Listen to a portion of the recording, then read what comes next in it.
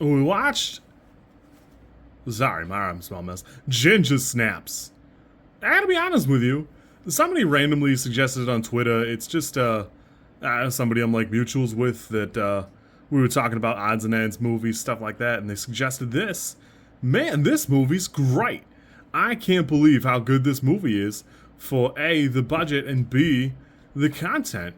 Because I love Jennifer's body, and I'd be lying to you if I said I didn't believe what kind of the rumors are that, boy, Jennifer's body sure is a lot like this movie. But at the same time, it's better than Jennifer's body in a lot of ways. I love a movie where they use the practical effects and eschew CGI. This came out in about 2000, so you know it would have been horribly dated at the time. The rumor is it was like 4 hours of makeup just to get into the monster suit, and then half an hour to get out of it, which is, it's a lot. It's a lot of your life in a chair getting made up and dolled up. But boy, it pays off because I think this movie ages great. I love the characters in it. I think everything looks pretty good. There's a couple things that are shot a little wonky for me, and I don't really care for something where it's like dark and there's just nothing to look at, but it's still pretty great. I had a great time with this movie. I was shocked how good it is. That said, I don't really care for... the dad is kind of a bozo, and I guess that's like his role. It's fine.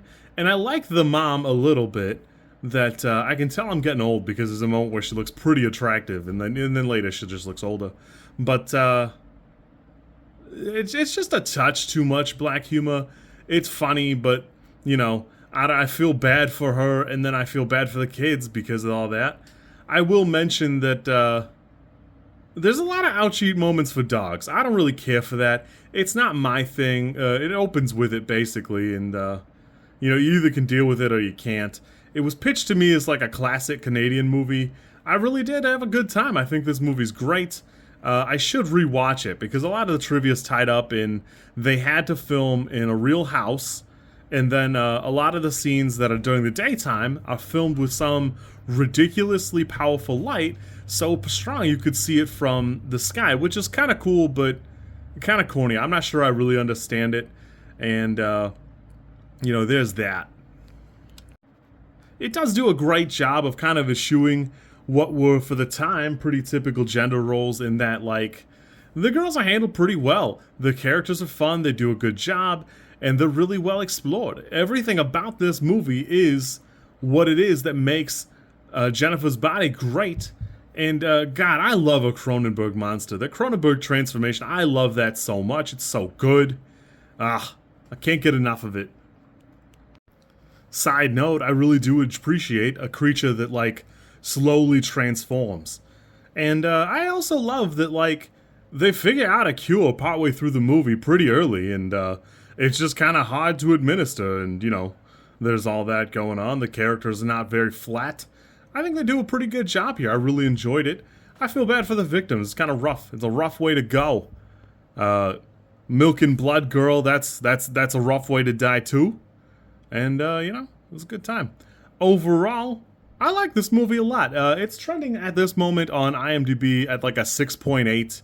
And, as I said with Wolfman, there just aren't that many werewolf movies anymore. Not that this is one recently. It's 24 years old now, or 25 at the time of filming this. So, I'm going to grade it out. I think this is an 8. I love this movie. I'm a little stunned to see that there's a sequel and a prequel. And the sequel's still rated like a 6 and some change on IMDb. I might actually go hunt it down and check it out, because it does seem to be a direct sequel that follows just straight from the other sister's perspective. I'm really excited to check that out a little bit. Yeah, I had a really good time. I think you guys should check it out. I am glad this person suggested it. And, yeah. They were right. Classic Canadian horror. This is fantastic. It's definitely on a budget, but, you know, this movie came out close to when 28 Days Later is, and, you know, it's just shot on less of film, but it looks a little bit better than 28 Days Later. It'll be a shame in like 10 years, because it'll be so dated, it'll be like, you know, tricky to look at, but maybe somebody will remaster it or something. I don't know. It definitely deserves it.